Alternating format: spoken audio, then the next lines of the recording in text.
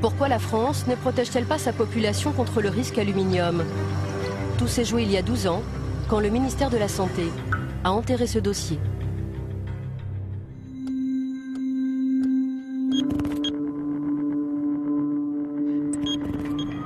En 1998, une équipe épidémiologique de Bordeaux travaille sur la maladie d'Alzheimer.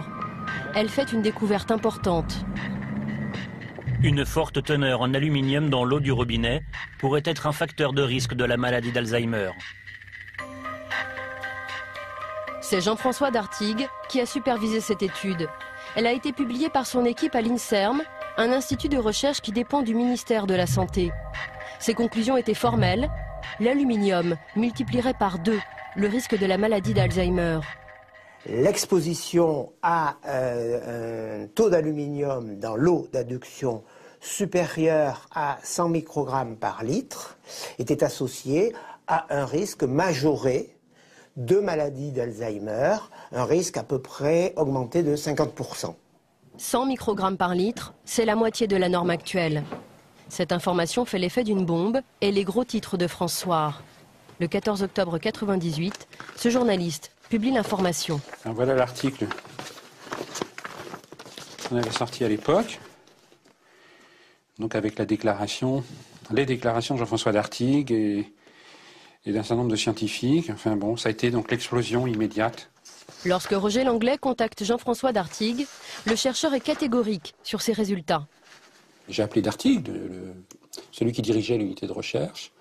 Et puis, donc à l'époque, ils sont très naturellement convaincus. Ils me disaient, ça fait 2 ans qu'on vérifie nos résultats, donc on ne va pas encore les vérifier. Et ils déclaraient, on devrait tout de suite demander à la population, dans les communes où on atteint 100 microgrammes ou plus, d'arrêter de boire de l'eau du robinet, tout simplement, et de boire de l'eau en bouteille, en attendant d'utiliser un autre système. Et tout de suite, la préconisation, évidemment, de cesser de traiter l'eau du robinet avec de l'aluminium. Il vous dit ça à l'époque? Il me dit ça à l'époque, c'est vraiment très clair. Voilà. Il n'y a pas la moindre ambiguïté, il n'y a pas le moindre doute. Il n'en est plus au stade des doutes, il en est au stade des certitudes vérifiées. Le jour où François fait sa une, surprise. Une étude de l'INSERM de Bordeaux à prendre avec précaution. Elle établit un lien entre l'aluminium présent dans l'eau du robinet et puis la maladie d'Alzheimer. Jean-François Dartigues désamorce la bombe sur TF1. Le chercheur est soudain devenu très prudent. J'insiste sur le fait qu'il s'agit simplement d'une association statistique et qu'on ne peut pas, absolument pas conclure à une relation causale sur une seule étude.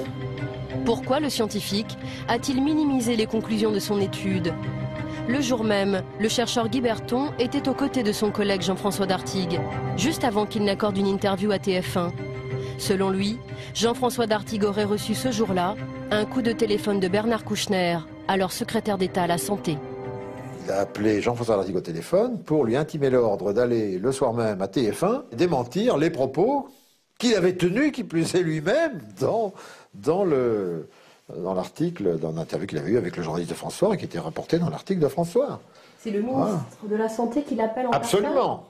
Absolument. C'est ce que m'a dit Jean-François Dartigues en revenant, en disant « Monsieur Berton, je suis désolé, je ne pourrai pas assister à votre séminaire de cet après-midi parce que Kouchner me demande d'aller à la télévision ce soir à TF1, sur TF1, démentir les propos tenus par mon équipe et moi-même concernant l'aluminium. » Certaines personnes m'ont dit que vous aviez reçu un coup de fil le jour justement de cette une pour vous demander d'aller minimiser un peu votre étude. Non, absolument pas. Absolument pas. Non, absolument pas. Non, ça je peux vous affirmer, absolument pas. Guy Berton dit pourtant être sûr de lui. Il affirme se souvenir très bien de son indignation. J'ai dit qu'il n'était pas le chercheur du ministre, ni du gouvernement français, mais qu'il était le chercheur de la totalité de la population française et même de la totalité de la population mondiale. Voilà, c'est ça un chercheur. Le chercheur n'a pas de compte à rendre à un ministre. Voilà. Il a un compte à rendre à sa conscience, c'est tout. Et qu'est-ce qu'il vous dit, lui, comme réponse? Ah, la réponse a été très simple. Alors là, je m'en souviens comme si c'était hier. Il a répondu oui, mais moi, si je veux des crédits l'année prochaine pour mon unité.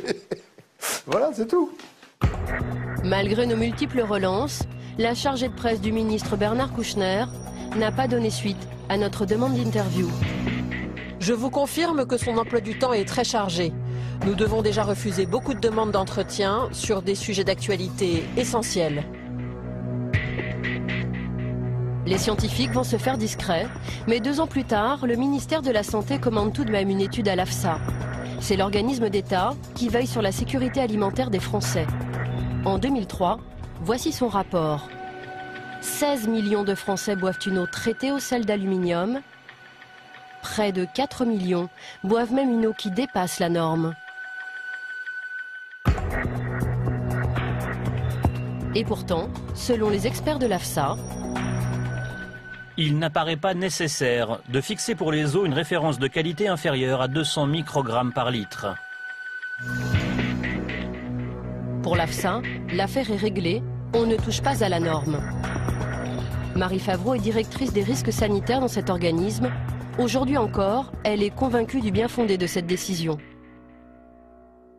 La référence de qualité qui est de 200 mg par litre d'aluminium, pour vous, est une bonne référence? Est une très bonne référence. Enfin, une très bonne. Est la référence de qualité. Ouais. Et alors, qu'est-ce que vous recommandez quand on dépasse la référence de qualité en aluminium? Alors, nous recommandons rien. Effectivement. L'AFSA ne recommande rien, même quand la norme est largement dépassée, comme à Saint-Prégé-d'Allier par exemple. Attendez, je vais l'agrandir parce qu'il faut quand même que vous le voyez. Là, par exemple, vous voyez, c'est une commune de Haute-Loire, c'est une analyse qui date de 2009.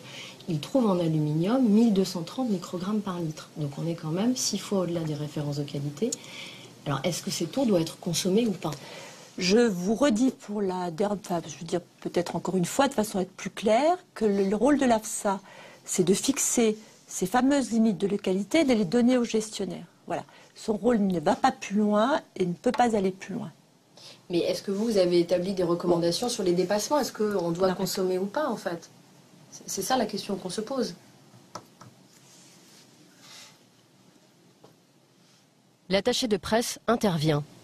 Sophie, je pense qu'on a hier, on n'aborde pas les questions de la gestion. Ça, c'est le gestionnaire. Oui, mais c'est savoir quelles recommandations on a sur les dépassements de référence de qualité en fait. Est-ce qu'il y a des recommandations ou pas qui existent en fait? Est-ce qu'on peut couper l'émission? On coupe l'émission. Voilà, c'est tout. Mais en fait, j'aimerais comprendre pourquoi. Moi, je vous demande. Je vous demande de couper l'émission.